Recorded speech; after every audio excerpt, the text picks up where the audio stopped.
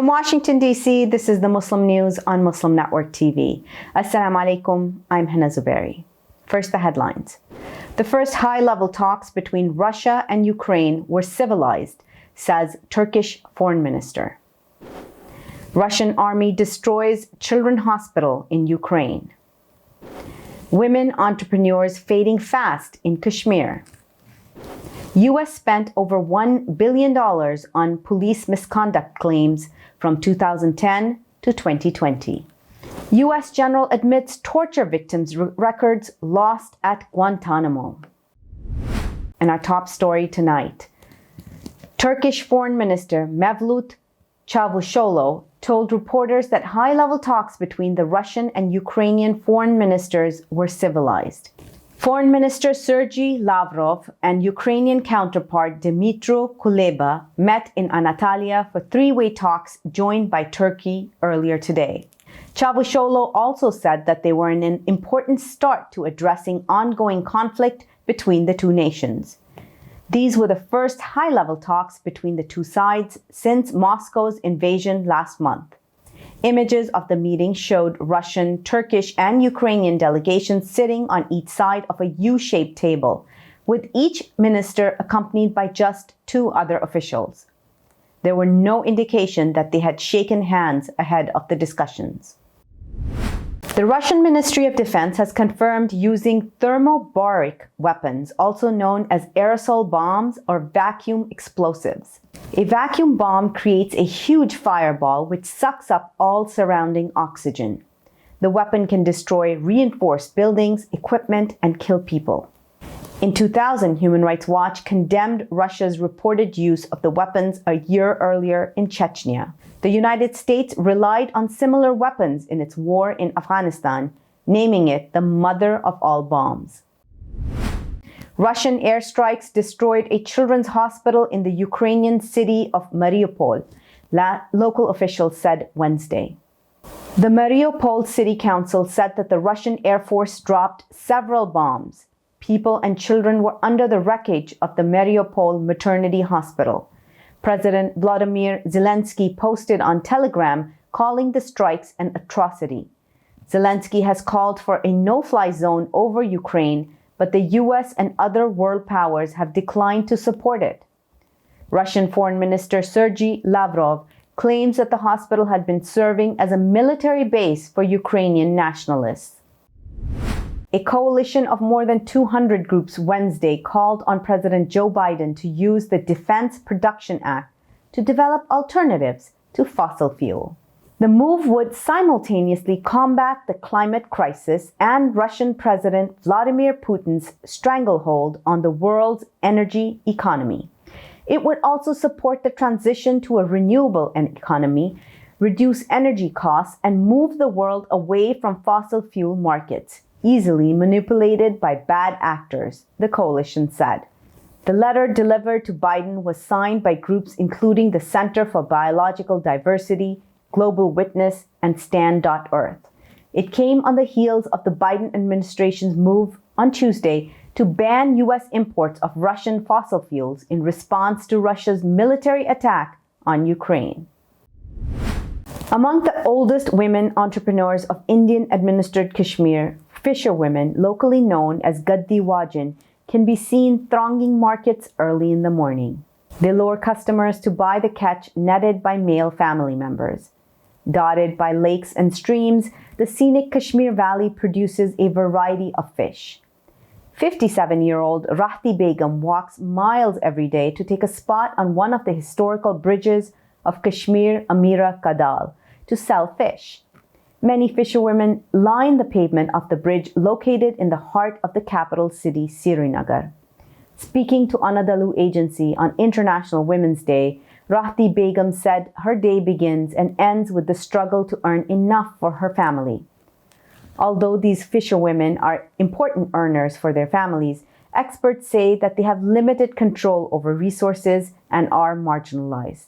Many believe Kashmir's elderly women entrepreneurs are endangered. The recent U.S. sanction of Bangladesh's elite force has placed the South Asian country in a tough geopolitical position. The U.S. Treasury Department designated Benazir Ahmed, Bangladesh's current police chief and former head of RAB, or Rapid Action Battalion, along with 6 officials under the Global Magnitsky Sanction Program. The sanction is in connection with the extrajudicial killing of 600 people and enforced disappearances. Ali Riaz, political science professor at Illinois State University and non-resident senior fellow at the Atlantic Council, spoke with Anadolu Agency about the emergent geopolitical climate. He said U.S. sanctions indicate a global and regional policy shift. Riaz said Bangladesh's domestic human rights situation must be addressed. At least 300,135 people were killed by law enforcement and security agencies from 2001 to 2021, according to a local rights organization. Since sanctions were imposed, there have been no reported killings.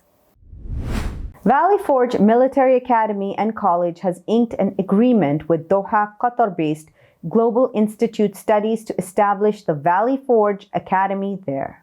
It will be the first international American school for boys in Qatar.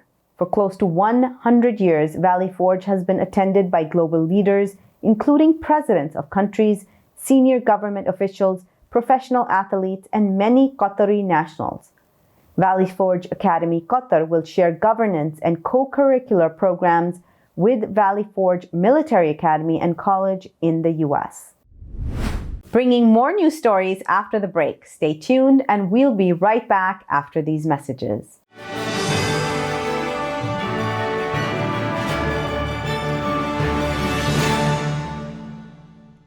Despite the development of a COVID-19 vaccine, millions around the world will not have access. We need a vaccine that's free and available to everyone, everywhere. It's time for a people's vaccine.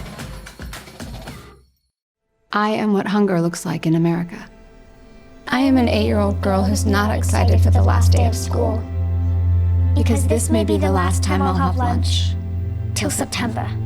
I am a single father of 2 who works 3 part-time jobs, and that's still not enough to put food on the table. I was created by artificial intelligence from faces of the 1 in 8 Americans who struggle with hunger. Feeding America, 200 food banks strong.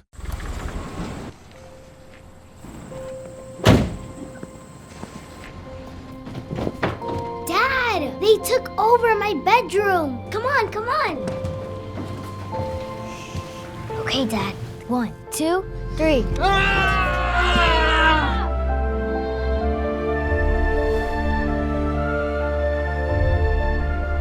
Dad!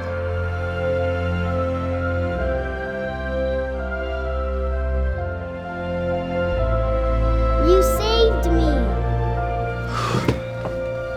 Dad? Are you okay? I'm fine, dear.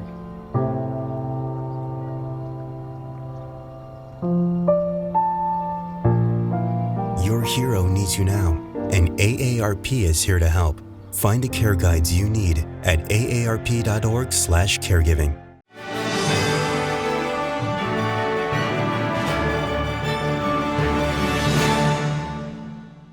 A grand jury has indicted a Colorado County clerk and her deputy on charges related to an election security breach last summer. Tina Peters is a Republican running for Secretary of State who has promoted false claims of fraud in the 2020 election. Charges against Peters come amid death threats against election workers in the U.S., stemming from a national disinformation campaign claiming election tampering in 2020. Peters, who is a county clerk and recorder in the Mesa County in western Colorado, faces 10 counts, including 7 felony charges and 3 misdemeanors. Her bond was set for $500,000 cash.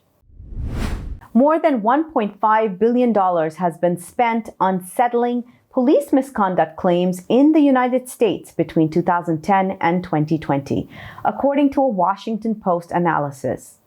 Among major U.S. cities, Chicago has the highest rate of misconduct claims involving officers named in multiple cases. The analysis found more than 70% of the city's roughly 1,500 payments during that period involved at least one officer with repeated claims against him.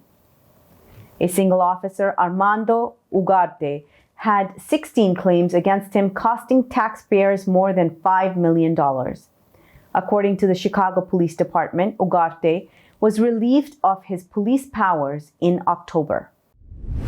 U.S. Ambassador at Large for International Religious Freedom, Rashad Hussain, a Muslim, joined two predecessors, Rabbi David Saperstein, who is Jewish, and former Senator Sam Brownback, a Christian, in raising concerns about threats to global liberty of conscience during the Global Faith Forum in Keller, Texas, earlier this week. Religious freedom is a critical human right, and its protection globally doesn't end with conversations in Washington, Hussain said. The forum was organized by Multi-Faith Neighbors Network co-founders Pastor Bob Roberts, Imam Muhammad Majid, and Rabbi David Saperstein. It drew more than 1,000 visitors to the suburb north of Fort Worth. The event aimed to promote the seminal Charter of Makkah, a call to action against extremism initiated by Muslim-led countries and signed by more than 1,000 Islamic scholars in 2019. Two men burglarized a mosque in St. Paul, Minnesota, under the guise of a maintenance job, according to charges filed Monday. On February 27, Jeremy Allen Glass carried a safe out of the Masjid Al-Ihsan Islamic Center in Frogtown with help from Christopher Edward Hughes, according to charges.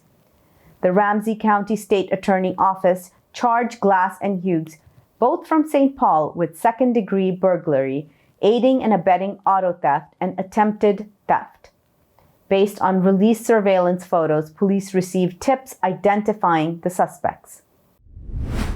The former head of interrogations at Guantanamo Bay found records of an Al-Qaeda suspect tortured at the prison missing mysteriously, one of Britain's top human rights lawyers writes.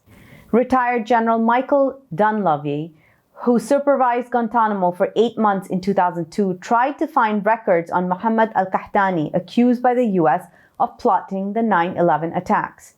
Saudi-born al-Qahtani was allegedly tortured, sexually taunted, forced to perform dog tricks, and given enemas at Guantanamo. The CIA has admitted destroying videotapes of Al-Qaeda suspects being interrogated at a secret black site in Thailand. Philippe Sands, QC, who interviewed Dunleavy for his book Torture, suggests that the U.S. may have buried proof of abuse by interrogators at the prison camp.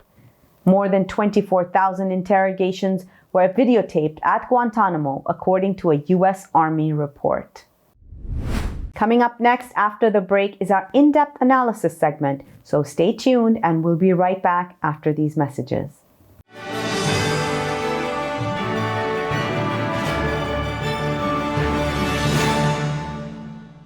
Assalamu alaikum. This is Imam Malik Mujahid in Chicago. Just like you, I was moved by that Allahu Akbar lady.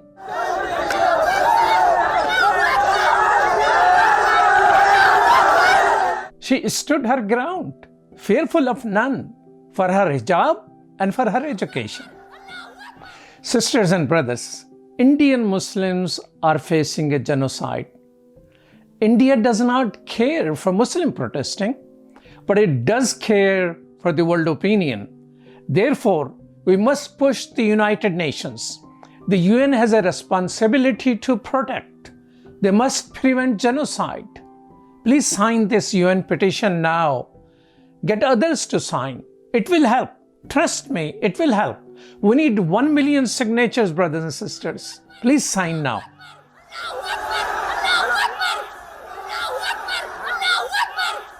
If I could be you, and you could be me for just 1 hour. If we could find a way to get inside each other's minds. Walk a mile in my shoes. Walk a mile in my shoes. Well, before you abuse, criticize and accuse. Walk a mile in my shoes. There are 16 million children struggling with hunger in America. That's 1 in 5 daughters, sons, neighbors, and classmates who don't know where their next meal is coming from. Yet billions of pounds of good food go to waste every year. It's time we do something about it. Feeding America is a nationwide network of food banks that helps provide meals to millions of kids and families in need. Visit feedingamerica.org to help them feed even more. Together, we can solve hunger. Together, we're feeding America.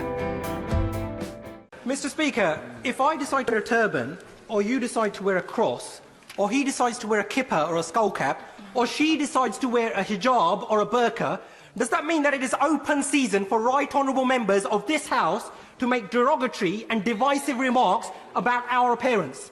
For those of us who from a young age have had to endure and face up to being called names such as Towelhead or Taliban, or coming from Bongo land, we can appreciate full well the hurt and pain felt by already vulnerable Muslim women when they are described as looking like bank robbers and letterboxes. So rather than hide behind sham and whitewash investigations, when will the Prime Minister finally apologise for his derogatory and racist remarks,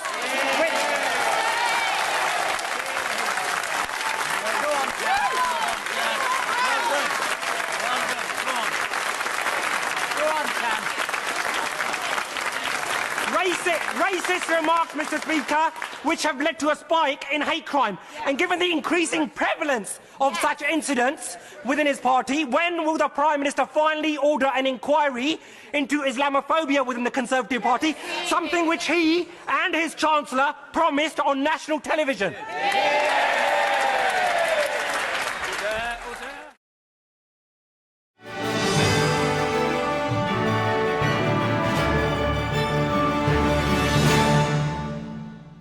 Welcome back.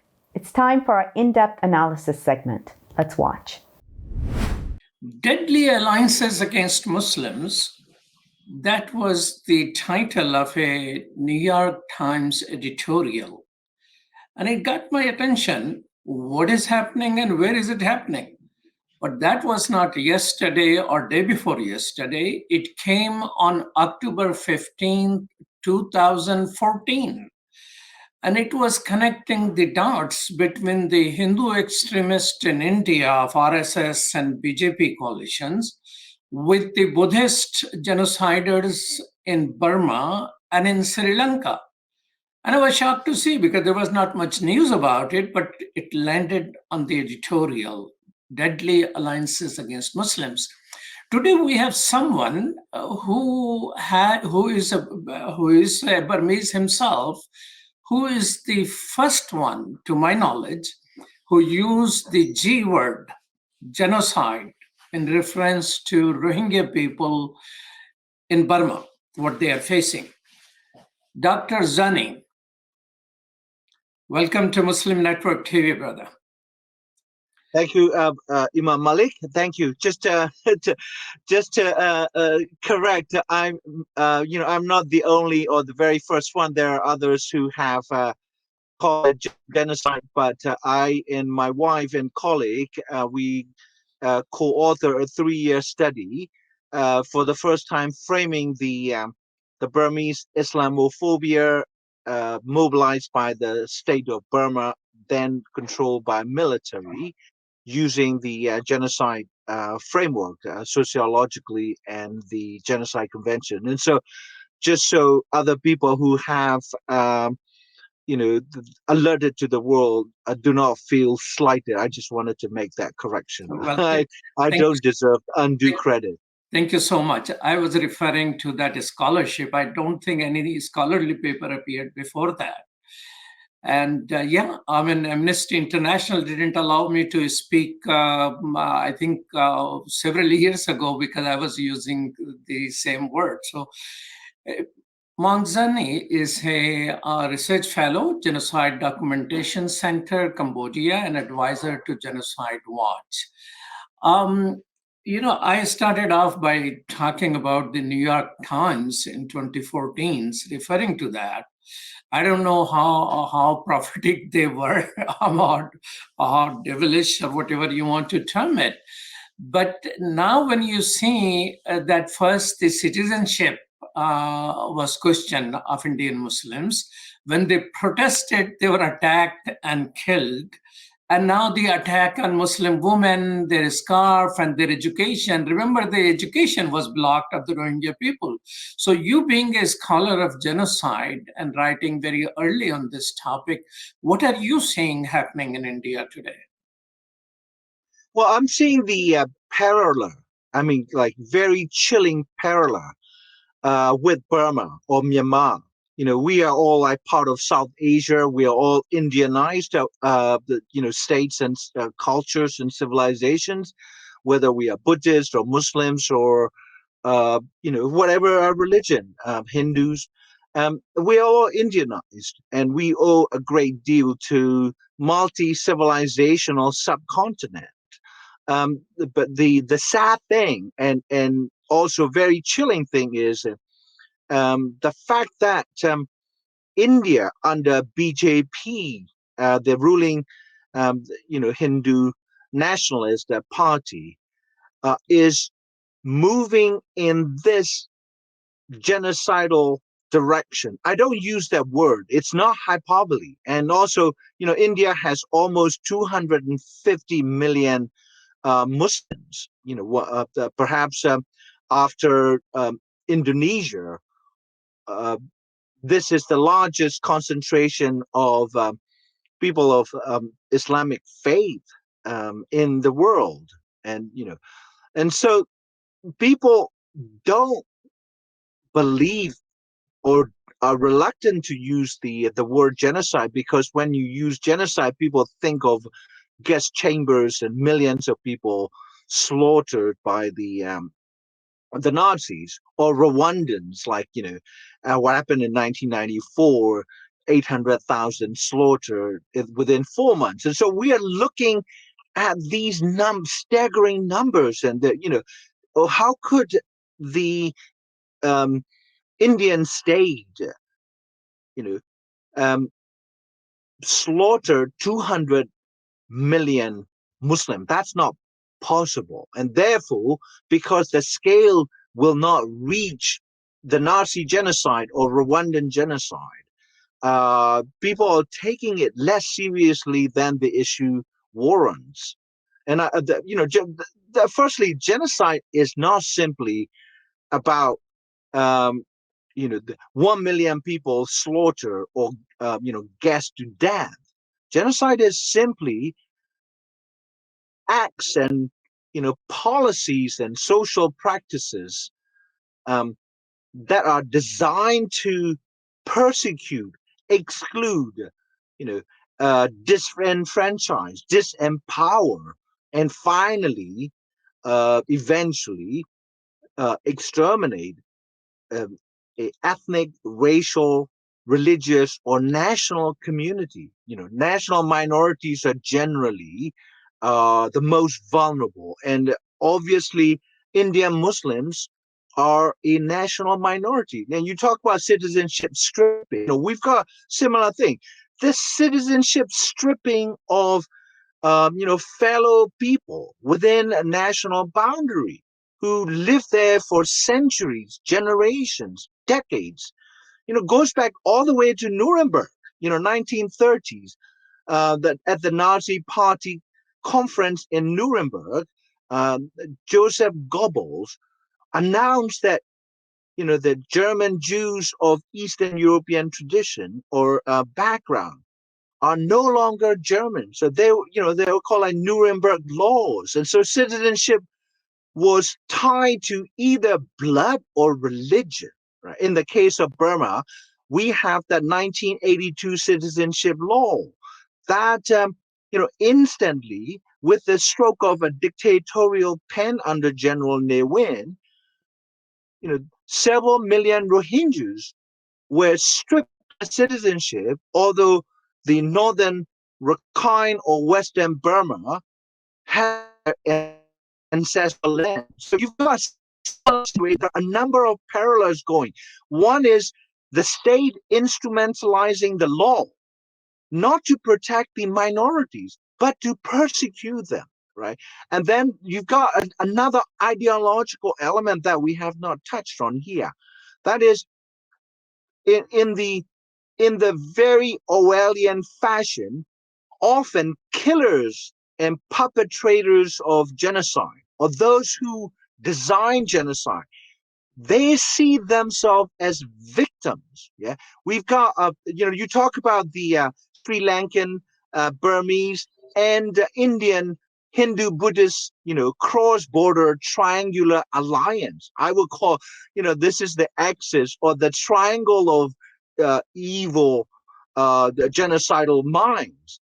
And in their minds, like just 2 days ago, some of the one of the most famous Indian documentary maker and novelist with over 500,000 followings on his Twitter account, tweeting that we need to defend ourselves because the Muslims are, expressing themselves like wearing hijab. That's considered assault on the Indian nation, in which in their eyes is only for Hindus. So there's a Nazi parallel. The Aryan ideology that the Hitler and Goebbels promoted and institutionalized wanted to cleanse the Aryan or Germany of not people with contaminated blood or views. So that is what's happening. That is why I see the parallel. Yeah, you got a parallel between Nazis and what Burmese did and what is happening in India. That's first time I'm hearing, unless you have written or other people have been talking. But in the same time, I was looking at the Haaretz Israeli paper. It has an article, Hitler's Hindus. So do you think there is a Nazification of India taking place? No, what is happening is not Nazification. Because the Hindutva and the RSS ideologies, I mean, like Hindutva, it's basically ethno-religious nationalism dressed up as this holy faith of Hinduism. Hinduism is a polytheist, multiple gods. It allows for so many different variations and identities in practice and whatnot. And so it is not Hinduism per se or people of Hindu faith that are problematic. What is problematic is instrumentalization of the popular belief in Hinduism along the fascist line. But that is not new. When you say Nazification, it sounds as though this is happening only now before our eyes today.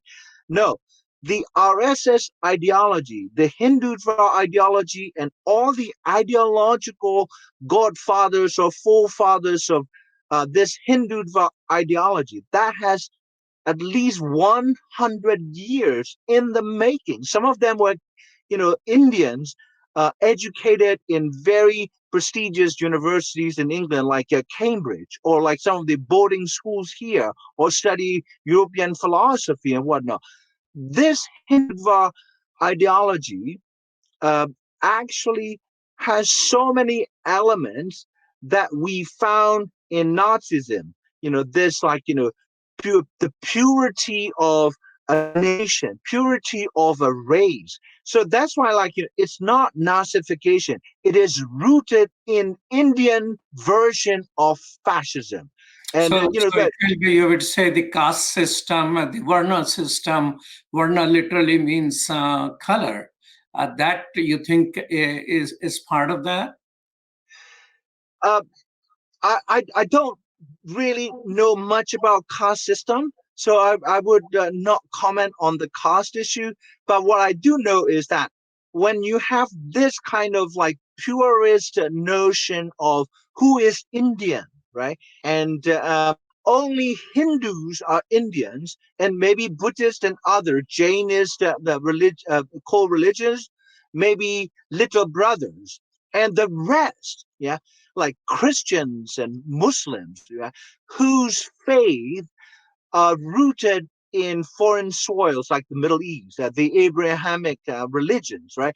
So you don't belong there, through the eyes of the Hindutva purists, because these are alien, creeds that have crept through the Indian, the body of India, through colonialism, commercialism. Therefore, the Hindutva ideology demands that those with, those who profess to believe in these quote unquote foreign religions don't belong there. Therefore, they have to be, expelled en masse. And so that's why, this National Citizenship Act, right?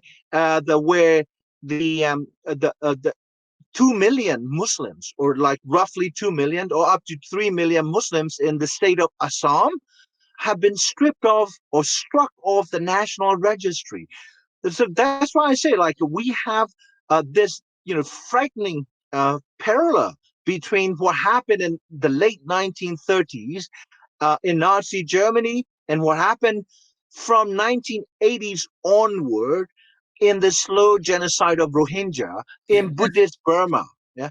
So we need to take this as a genocidal process unfolding. Genocide just does not happen overnight.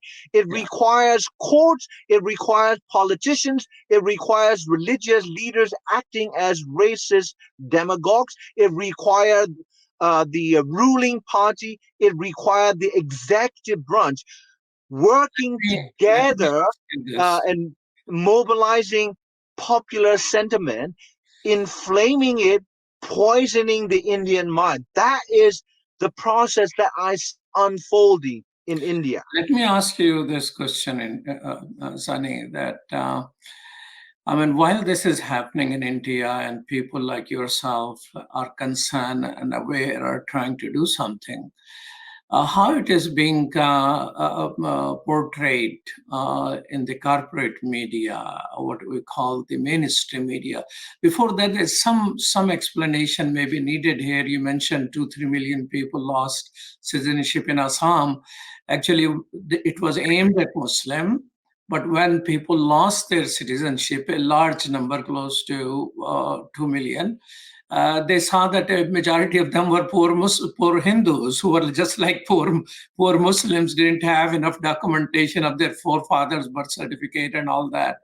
So then they introduced a law, okay, those Hindus can apply for citizenship, but those Muslims cannot apply the citizenship. So they keep playing with the similar game. So do you think the world is realizing, people are warning about Burma, not much was done. People are now warning about India, which is a much larger country. Do you think there are people who are seriously paying attention to this issue? Well, I think that people who should know better, like the community of Holocaust scholars and also different Holocaust museums around the world. The U.S. politicians, who have called the China's treatment of Uyghur genocide, which I agree, have been rather silent. The Washington should be flooded with letters and emails and phone calls to say that, look, this is a early genocide signs. And I think last week we had this what we call global civil society scream, trying to sound the warning against the genocidal process that is unfolding in India. Professor Noam Chomsky, 93 years old, took time to to record his message, saying that Islamophobia is a new cancer, new pathology that is fast developing throughout the West. So the West, meaning including the media industry, the culture industry. And so the Chomsky is saying this Islamophobia is enveloping in the West and reaching its dangerous heights in Modi's India. Modi, according to him, is dismantling multiculturalist, secular Indian democracy and replacing it with the neo-totalitarian Hindutva state. And so, the American media has not paid much attention. I was happy to see the very recent New York Times article calling attention to this issue. And also, I think like one reason is like geopolitics. The India is part of the four nation military strategic alliance that Biden just put together, Quad, Australia, Japan, the USA, and India, to confront essentially, the super aggressive China over there. So when you have a major ally such as India that is proceeding with this genocidal plan, by all indications, Biden may feel constrained not to talk about the genocidal trajectory that Modi is taking India along, because the Biden's overriding concern is China. And so, there may be the U.S. foreign policy always sacrifice the downtrodden and the oppressed Muslims or whoever, Christians or other, in other places in Latin America, And so I think this is a major mistake. If you look at, Biden's response or Democrat or Republicans' response, doesn't matter which party, foreign policy, there's very little difference between the Democrats and Republicans. Biden's pursuing Trump's foreign policy with regards to China's rise. And so, while the Republican and Democratic presidents and administrations, including State Department, have been very vocal against, China's treatment of Uyghur as genocide, and they have been rather, they've been avoiding the use of the word genocide with respect to Rohingya. They even conceal the State Department's own findings that this was the case of a textbook genocide. And so I think they're doing the same thing with India. I think it is immoral, it is short-sighted, and it is going to backfire. Thank you so much. Thank you so much, Dr. Zani, for your time. Truly appreciate that. Thank you for having me on this show. Thank you, Brother Malik. Thank you so much. That's all from our Washington studios tonight. Thank you for tuning in. You can find previous episodes and more on our YouTube or Facebook. For more content, keep watching Muslim Network TV or visit muslimnetwork.tv. Assalamu alaikum and good night.